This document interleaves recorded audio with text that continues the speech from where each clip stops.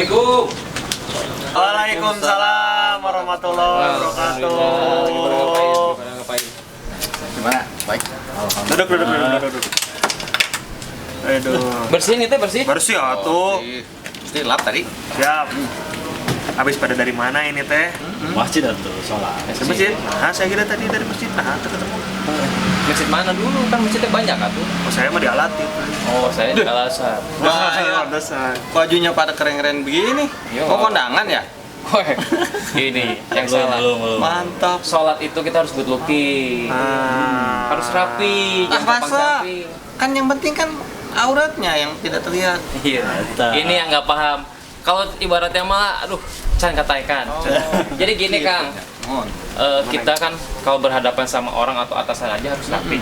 Apalagi ini kita berhadapan sama Sang Pencipta, Allah Subhanahu Wa Taala. Masa kita mau seadanya penampilan?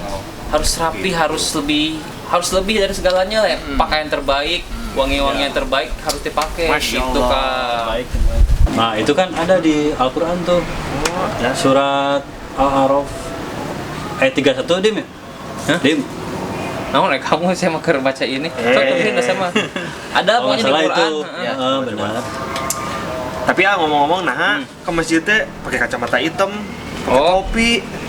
Nah, bagi ke pembahasan yang tadi, kan kalau kita sholat tuh harus rapi, harus wangi, harus good looking segala Iya, macam lah. Potong loba gaya. Kudu nyetel lah gitu nya. Tapi kacamata. hari ini mah kacamata sama topi mah tadi Sheryl di mobil jadi pakai kacamata. Ganteng. Itu namanya gaya tuh ya. masa sholat pakai kacamata hitam sama pakai topi, pakai peci lah. Good looking tapi Gitu. tidak berlebihan ya. Iya, benar.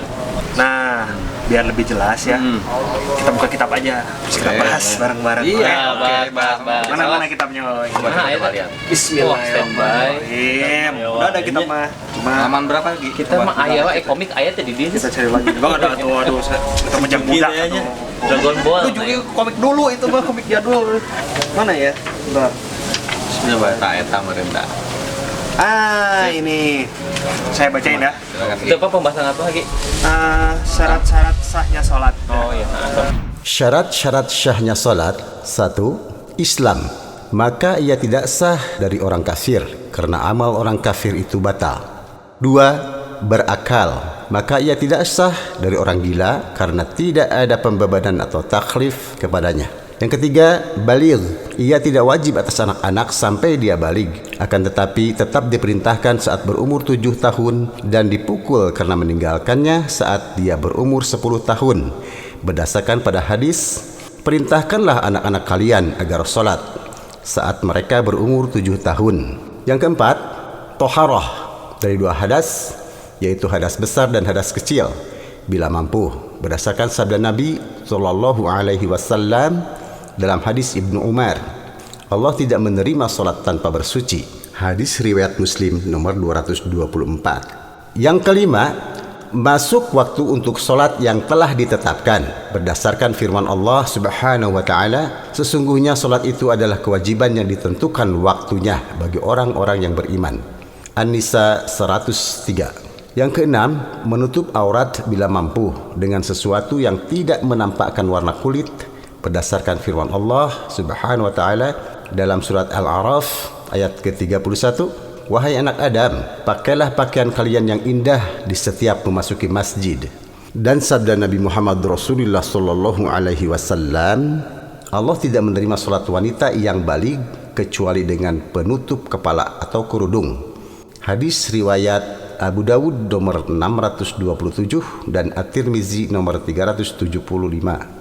Aurat laki-laki dewasa adalah bagian tubuh antara lutut dengan pusar, berdasarkan sabda Nabi SAW kepada Jabir. Bila kamu sholat dengan satu lembar kain, bila ia lebar, maka berselimutlah dengannya, dan bila sempit, maka bersarunglah dengannya. Hadis riwayat muttafaqun alaih, Al-Bukhari nomor 361 dan Muslim nomor 3010. Yang ketujuh, menjauhi najis pada badan, pakaian, dan tempat sholat bila mampu berdasarkan firman Allah Subhanahu wa Ta'ala, dan pakaianmu bersihkanlah, surat Al-Mudaththir ayat 4. Dan berdasarkan sabda Nabi Muhammad Rasulullah sallallahu alaihi wasallam, bersihkanlah diri kalian dari kencing, karena sesungguhnya kebanyakan azab kubur itu disebabkan olehnya. Hadis riwayat Ad-Daruqutni nomor 453, disahihkan oleh Al-Albani dalam Irwa Al-Ghalil nomor 280. Yang kedelapan, menghadap kiblat bila mampu. Berdasarkan firman Allah Subhanahu wa taala, maka hadapkanlah wajahmu ke arah Masjidil Haram. Surat Al-Baqarah ayat 144. Dan juga berdasarkan hadis Nabi Rasulullah sallallahu alaihi wasallam, apabila kamu berdiri untuk salat, maka sempurnakanlah wudu, kemudian menghadaplah ke kiblat. Hadis riwayat muttafaqun alaih, diriwayatkan oleh Bukhari nomor 6251 dan Muslim nomor 397. 9. Niat, dan ia tidak gugur dalam keadaan apapun. Berdasarkan hadis dari Umar radhiyallahu anhu, sesungguhnya amal-amal itu tergantung dengan niat-niatnya. Tempat niat adalah di dalam hati. Hakikat niat adalah tekad hati untuk melakukan sesuatu dan tidak disyariatkan untuk diucapkan. Ayo Mang Dang, Sepikir itu.